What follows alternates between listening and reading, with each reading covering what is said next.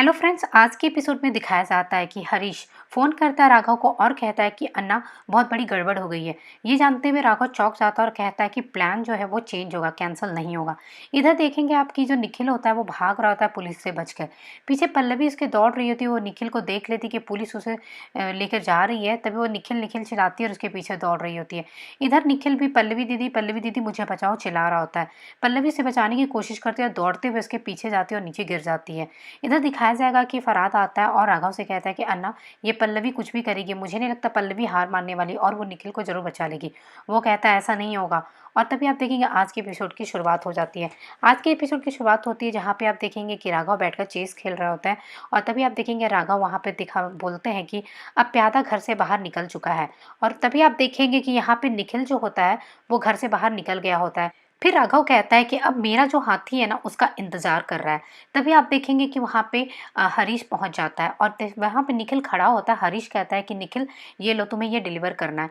तभी निखिल कहता है कि हरीश भाई ये क्या है, आप तो मुझे हमेशा देते थे कुछ और, आज मुझे आप डिलीवर करने के लिए क्यों दे रहे हैं। तभी वो कहता है कुछ अर्जेंट है, प्लीज़ तुम इसे कर लेना। वो कहता है ठीक है कोई बात नहीं, हमें पता है कि करना क्या है, मैं बहुत ही एक्सपर्ट हो गया, आप लोगों की ट्रेनिंग की वजह से मैं सब कुछ सीख गया हूँ। और तभी आप देखेंगे वो सामान को ले लेता है और उसको लेकर वो एक जगह खड़ा हो जाता है। और तभी आप देखेंगे कि वहाँ पे फरहाद को फ़ोन आती है।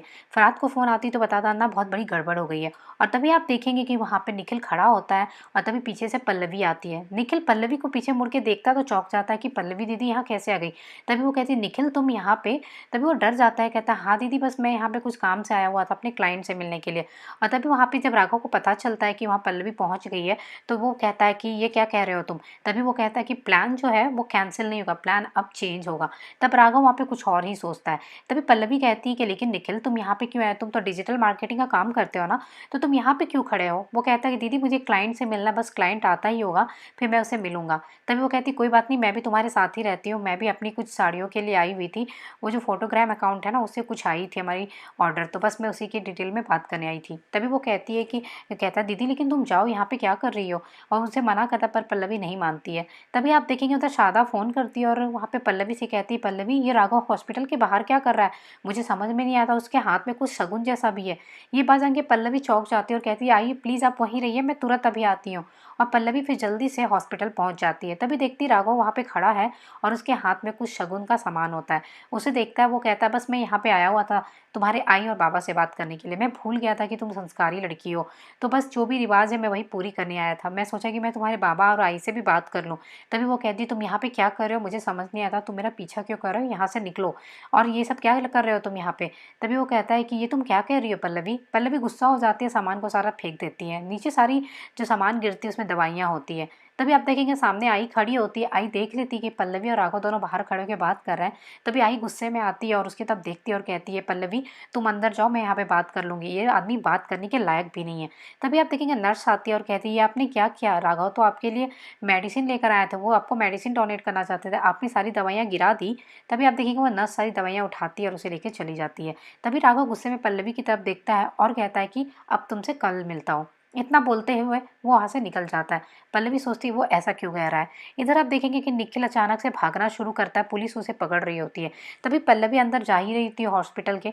तभी वो देखती है निखिल दौड़ रहा है और उसके पीछे कुछ पुलिस भाग रही होती है। ये देख के पल्लवी चौंक जाती है कि ये निखिल क्या कर रहा है और ये भाग क्यों रहा है और पुलिस उसके पीछे क्यों भाग रही है। तभी वो पल्लवी दीदी चिल्लाता है। इधर से पल्लवी भी निखिल निखिल चिल्लाती हुई उसके पीछे दौड़ने लगती है और कहती है रुक जाइए, पर वो लोग कुछ भी नहीं सुनते हैं। निखिल बहुत ज़्यादा चिल्ला रहा होता है दीदी बचाइए। पल्लवी भी उसे बचाने की कोशिश करती है पर वो कुछ नहीं कर पाती है, वो नीचे गिर जाती है और वो गाड़ी भी चली जाती है निखिल को लेके। तभी पल्लवी को समझ में नहीं आता क्या करिए, हो क्या रहा है। इधर आप देखेंगे कि घर में बात कर रहा होता है राघव। हरीश को कहता है कि ये लो हरीश तुम्हारे लिए गिफ्ट, और फिर हरीश से कहता है कुछ दिन के लिए तुम है ना शहर से बाहर चले जाओ और जाओ छुट्टियां मनाओ, और अपना फ़ोन है ना तुम फरहाद को दे दो। और हरीश को वो वहाँ से भेज देता है। फिर राघव कहता है कि फरहाद पुलिस को फ़ोन करो और कहो उस निखिल को वो कोई भी तरह का टॉर्चर ना करे, वो बस उसे प्रेशर दें। तभी वो कहता है कि ठीक है अन्ना, और कहता है कि सुनो एक काम करना, ये जो मेरी फ़ोटो लगी हुई है ना, अब इस फ़ोटो को तुम यहाँ से हटा दो और यहाँ पे तुम है ना अम्मा की फ़ोटो लगा दो, क्योंकि अब अम्मा घर आ रहा है। और वहाँ पे वो काफ़ी ज़्यादा खुश होकर ये बात कह रहा होता है। दूसरी तरफ आप देखेंगे कि पल्लवी पुलिस स्टेशन पहुँच जाती है और वहाँ पे पुलिस से बात कर रही होती है निखिल को छुड़ाने की। वो कहते हैं मैडम यहाँ कुछ नहीं होने वाला है, यहाँ पे ये डायमंड के स्मगलिंग के केस में फंसा हुआ हुआ है और यहाँ आप कुछ भी नहीं कर सकती है, उनका बेल भी नहीं कर सकती, जाइए और जाके वकील ढूंढिए। तभी वहाँ पे आप देखेंगे पुलिस जो होते हैं वो कहते हैं कि जाओ वो जो डायमंड स्मगलिंग वाला लड़का है ना उसे से मिला दो। तभी वो गुस्सा होती है और कहती है कि मुझे तेलुगु समझ में आती है, अब क्या कह रहा है, उसका नाम निखिल है। तभी वहाँ कृष्णा कहती है दीदी अब शांत हो जाइए, परेशान मत होइए। और तभी आप देखेंगे कृष्णा चली जाती है वकील ढूंढने के लिए। इधर देखेंगे आई जो है बाबा को हॉस्पिटल में खिला रही होती है। तभी बाबा कहते हैं कि जाओ और निखिल को बुलाओ, अब निखिल बच्चा नहीं रहा, मैं अब वसीयत बनाना चाहता हूँ। और बाबा वहाँ निखिल को बुलाने की बात करते हैं। इधर आप देखेंगे कि कृष्णा एक वकील को ढूंढ के ले आती है और तभी पल्लवी कहती है कृष्णा थैंक यू, तुम इतनी जल्दी वकील को ढूंढ कर ले आई।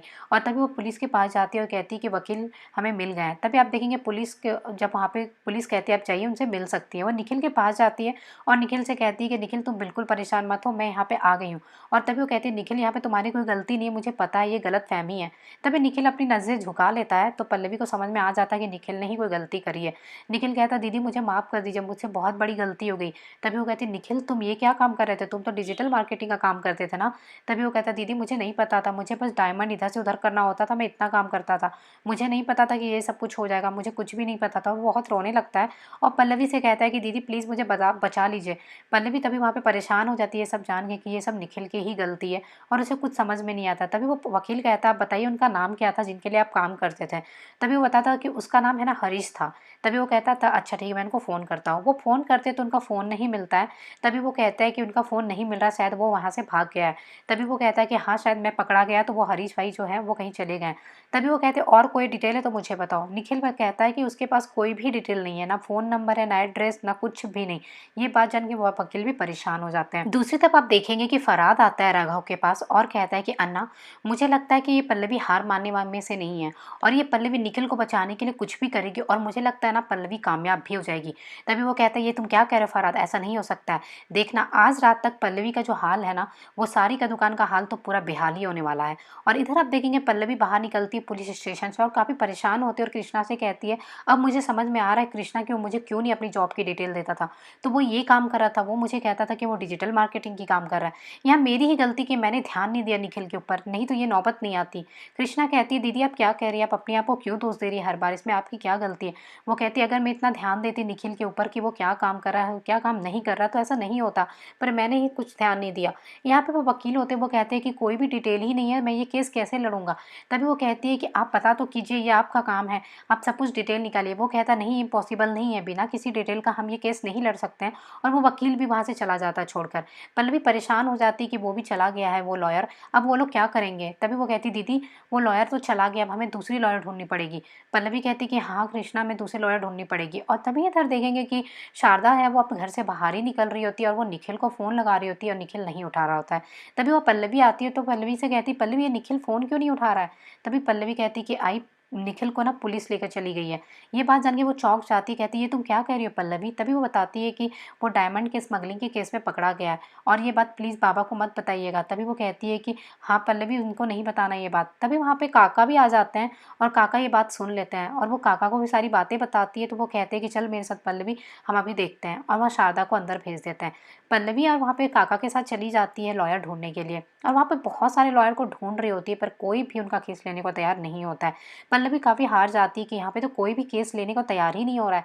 तभी आप देखेंगे कि वहाँ पे कृष्णा का फ़ोन आता है। कृष्णा कहती है दीदी मुझे एक बात याद आ रही है। तभी वो कहती है हाँ कृष्णा बोलो। तो बोली कि राघव के साथ याद है ना दो लड़के काम करते हैं, एक का नाम तो फराद है तो दूसरे का नाम दीदी। तभी वो कहती है हाँ उसका नाम हरीश है। तभी आप देखेंगे राघव सामने से आता है और कहता है कि 100 मार्क साड़ी का दुकान, क्योंकि उसे समझ में आ गया होता है कि ये सब कुछ राघव ही किया है।